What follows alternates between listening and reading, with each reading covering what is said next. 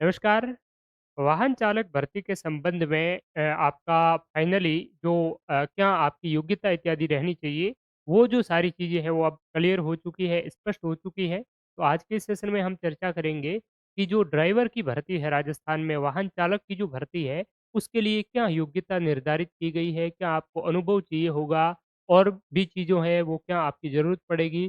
साथ ही इसका एग्ज़ाम है वो कब होगा? वो सारी जानकारी मैं आपको एक ऑथेंटिसिटी के साथ मैं वो देने का प्रयास करूँगा। तो इसके रिगार्डिंग जो है वो अभी कार्मिक विभाग के द्वारा इसके नियमों में संशोधन है वो कर दिया गया है।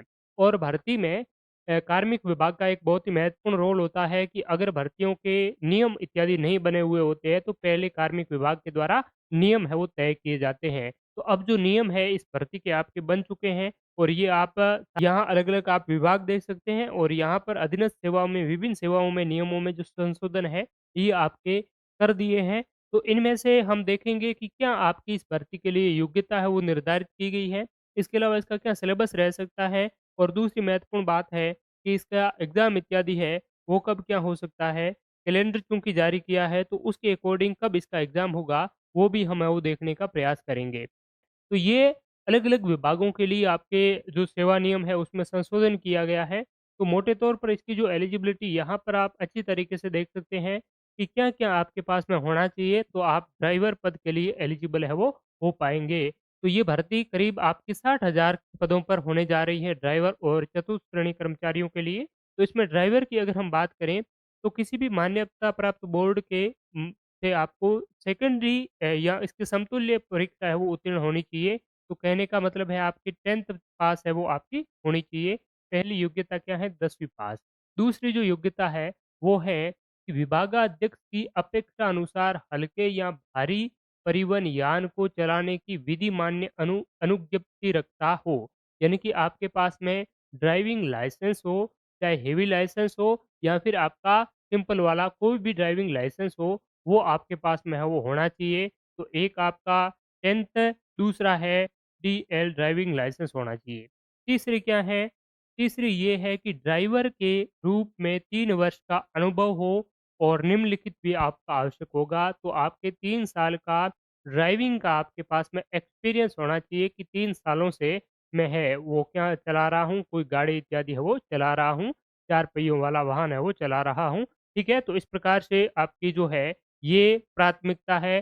बाकी एज लिमिटेशन की बात करें तो कम से कम आपके 18 से 40 साल की जो आयु है, वो रहने वाली है। 18 से कम वाले जो हैं, वो तो इसमें योग्य होंगे नहीं। ठीक है? तो ये तो आपकी इसमें एज लिमिटेशन है वो रहने वाली है और ऊपरी आयु सीमा में आपको अलग-अलग छूट भी है वो दी जा सकेगी। अब बात करते हैं कि 10वीं ड्राइविंग लाइसेंस और 3 साल का क्या होगा, अनुभव होगा। 3 वर्ष का आपको एक्सपीरियंस है वो चाहिए होगा। अब एक्सपीरियंस में ये किस प्रकार से एक्सपीरियंस को कंसीडर करेंगे, वो देखने वाली बात है।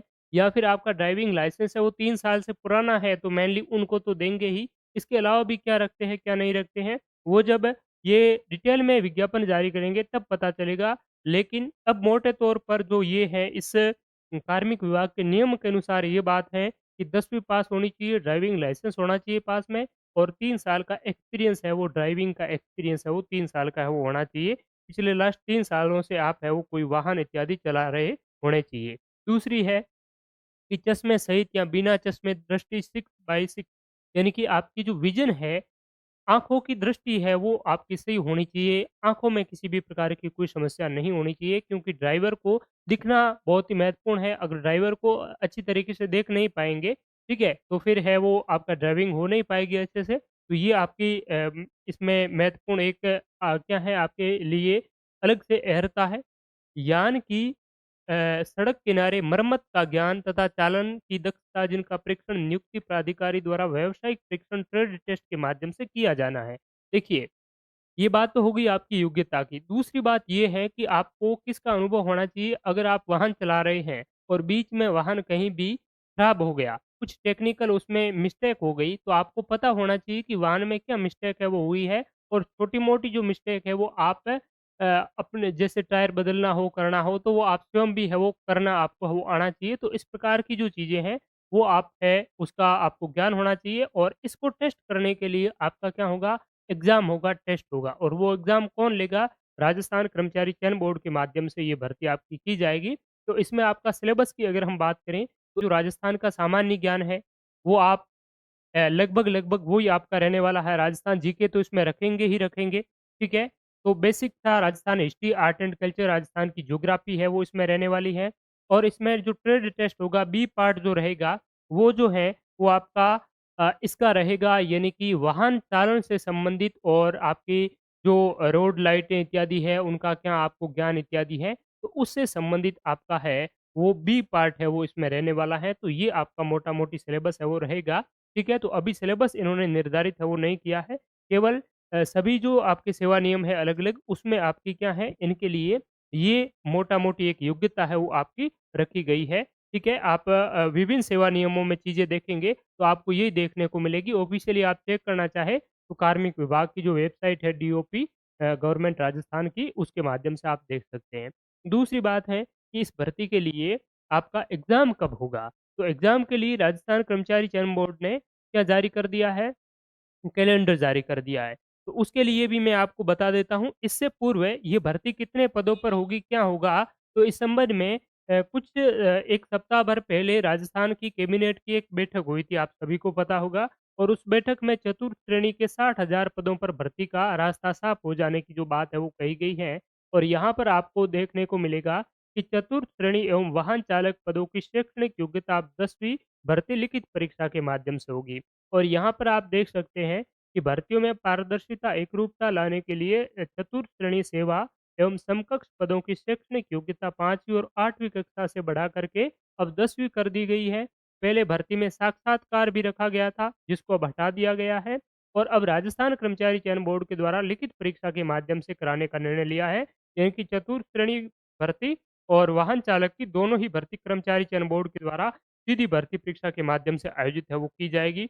दूसरी है कि वाहन चालक के पद पर भर्ती की शैक्षणिक योग्यता है वो 8वीं से बढ़ाकर के 10वीं करने तथा अलग-अलग सेवा नियमों में वाहन चालक के पदनामों में एक रूपता लाते हुए एक ही पदनाम वाहन चालक करने का फैसला किया गया है। जो फैसला है वो आज फाइनली कार्मिक विभाग के द्वारा अप्रूव हो चुका है। ठीक बात है। दूसरी है वाहन चालक के पदों की भर्ती भी राजस्थान कर्मचारी चयन बोर्ड द्वारा लिखित परीक्षा के माध्यम से करवाई जाएगी। तो लिखित परीक्षा के माध्यम से होगी और भर्ती में वाहन के किस प्रकार से चलाएँगे, उसमें कोई दिक्कत इत्यादि आ जाए, तकनीकी समस्या आ जाए, तो वो किस प्रकार से आप उनको ठीक करेंगे, तो उससे संबंधित और आपका परिवहन से संबंधित सड़क सुरक्षा इत्यादि है, तो उससे संबंधित आपको सवाल है, वो बी पार्ट में पूछा जाएगा। वो इस सेवा नियमों में भी मेंशन है कि आपको इस प्रकार का ज्ञान हो कि कहीं भी जो वाहन है, वो खराब हो जाए, तो आप उसको है वो ठीक-ठाक अपने स्तर पर है वो उसको मरम्मत है वो कर सके। तो इस प्रकार का ट्रेड जो टेस्ट है वो इसमें रहने वाला है, तो वो रहेगा। लेकिन राजस्थान सामान्य ज्ञान का इसमें स्पष्ट रूप से नहीं है, लेकिन राजस्थान की ऐसी कोई भी ऐसी भर्ती नहीं है कर्मचारी चयन बोर्ड के द्वारा आयोजित होने वाली, जिसमें राजस्थान का सामान्य ज्ञान ना रहता हो। तो राजस्थान का सामान्य ज्ञान आपका मिनिमम भी रहो, लेकिन 20-30 परसेंटेज जो योगदान है वो राजस्थान सामान्य ज्ञान का आपका रहने वाला है।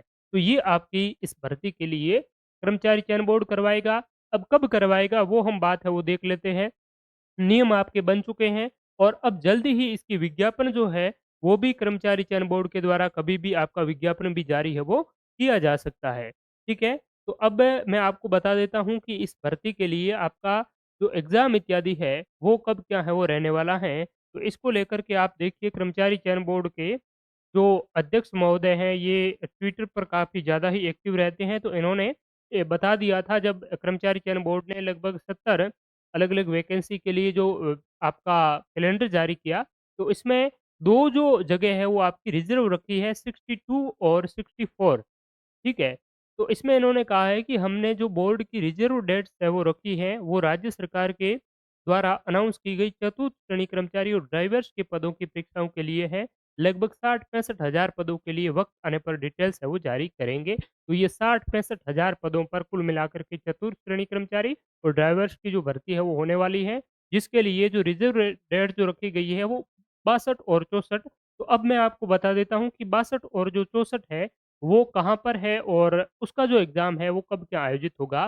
तो ये आपने देखा होगा और नहीं देखा है तो पूरे इस हमारे यूट्यूब चैनल पर आपको कंप्लीट डिटेल में ये बताया हुआ है। इसमें टोटल 70 भर्तियाँ हैं, जिसमें 62 नंबर वाली जो है वो reserve date for boards exam in 8 shift यानी कि 8 शिफ्टों में ये भर्ती होगी। बोर्ड ने ये रिज़र्व रखा है, ऑफ़लाइन ये वैकेंसी आपकी आयोजित होगी। 18 सितंबर से 21 सितंबर 2025 को आपका एग्ज़ाम है वो आयोजित होगा। 64 की बात करें, तो 64 में आपका reserve date board exam in 4 shift यानी कि ये 4 शिफ्टों में होगा। और ये कौन-सा है? ये 8 शिफ्टों में है। तो 8 शिफ्टों में जो अधिक शिफ्टों में होने वाला है, वो तो आपका कौन-सा है? 4th ग्रेड का एग्ज़ाम है, क्योंकि उसमें आपका कोई एक्सपीरियंस इत्यादि नहीं माँगा जाएगा। केवल 10वीं पास अभ्यर्थी है, वो 4th ग्रेड के लिए अब एलिजिबल है, वो हो जाएँगे, चतुर्थ श्रेणी के लिए एलिजिबल हो जाएँगे। तो इसमें अभ्यर्थी बहुत ज़्यादा एनरोल होंगे, लगभग 18-20 लाख के करीब है, वो हो सकते हैं। आपके जितने पशु परिचर में है, उतने सारे के सारे इसमें भी होंगे। तो इसीलिए ये आपकी 8 जो शिफ्टों में है, वो अलग-अलग आपकी आयोजित है वो करवाई जाएगी। और ये जो है आपकी, ये 4 शिफ्टों में आयोजित होगी, यानी कि 2 दिन चलेगी 22 और 23 को।